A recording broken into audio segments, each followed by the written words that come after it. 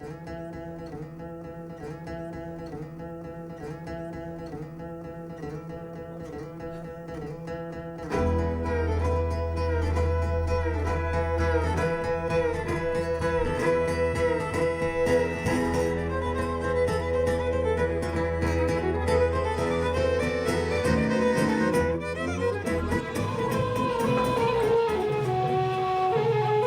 clientèle des bistrots, petit à petit, a changé.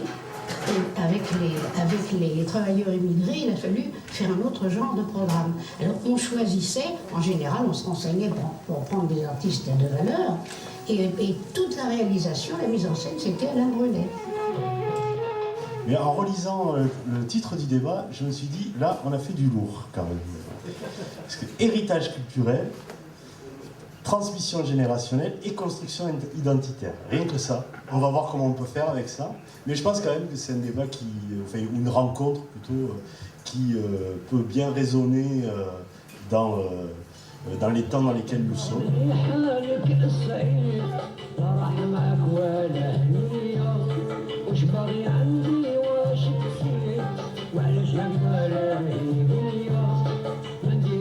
Comme on a peut-être pu le voir, le comprendre, les scénarios du clip ont parfois pas grand-chose à voir avec le thème de la chanson.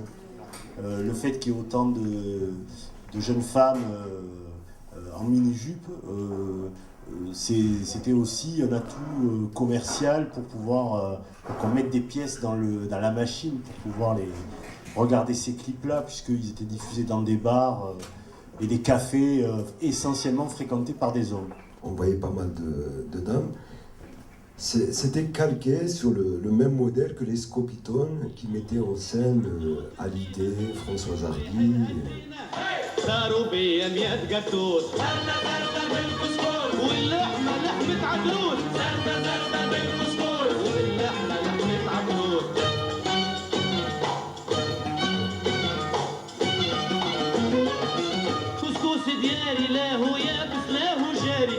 En dehors de la communauté, personne ne les connaissait.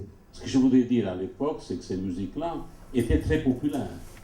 Et ces musiques-là ont participé à accompagner ces chansons, ce que j'appellerais moi l'émergence des identités au pluriel et des mutations d'identité.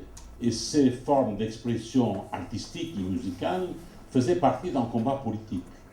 Moi, je me rappelle à l'époque, les associations de solidarité, les organisations syndicales, même les amicales paragouvernementales se servaient de ça.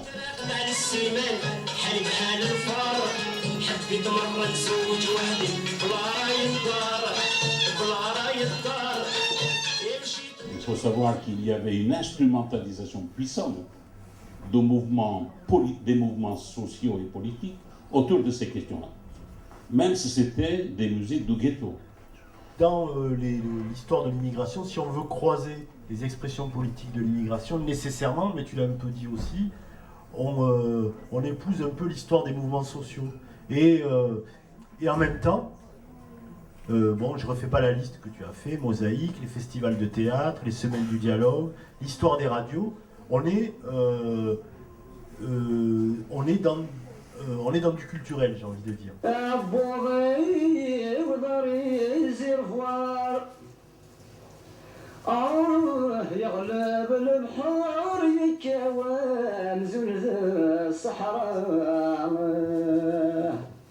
Je ne comprends pas ce que vous dites.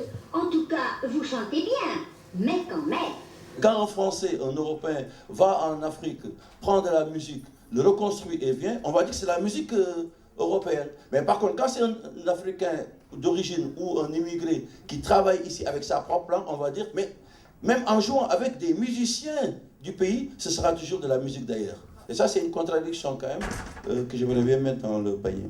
Surtout ne pas en rester à l'expérience personnelle ou à l'expérience purement sensitive ou musicale et essayer de faire le lien avec les questions qui se posent aujourd'hui, qui sont des questions puissantes, non pas d'identité nationale, qu'est-ce qu'il y a de plus con que de parler d'identité nationale, mais de confrontation ici comme ailleurs des différentes cultures. Et au-delà de la question de l'immigration, je crois que c'est la question du vivre ensemble qui est posée. C'est-à-dire que chacun de nous, on a des histoires tout à fait particulières. natifs d'ici ou natifs d'ailleurs, avec des histoires sans doute pas uniques, chacun a plein d'origines.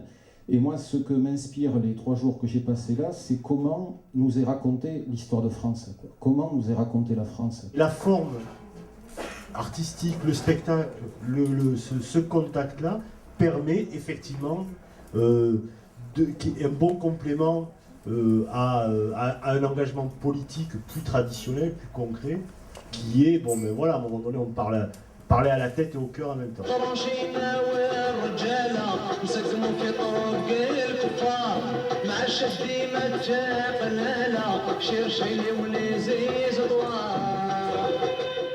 Bon, la vraie question que je me pose aujourd'hui, c'est dans la génération qui met en place ces projets-là, je suis désolé de le dire comme ça, mais c'est la vérité, comment et quelle est la relation avec les plus jeunes, quoi? Parce que moi, ce qui m'intéresse, c'est ceux qui sont déjà beaucoup plus jeunes que moi aussi, dans les projets. On rêve d'une identité d'en haut qui est une identité éternelle, mythique, préexistante à l'existant, alors qu'il faudrait concevoir une identité multiple qui serait une identité du bas et qui serait la somme de toutes les identités de chacun, à condition, me semble-t-il, que chacun ne reste pas dans son ghetto et qu'on soit sur des logiques de partage.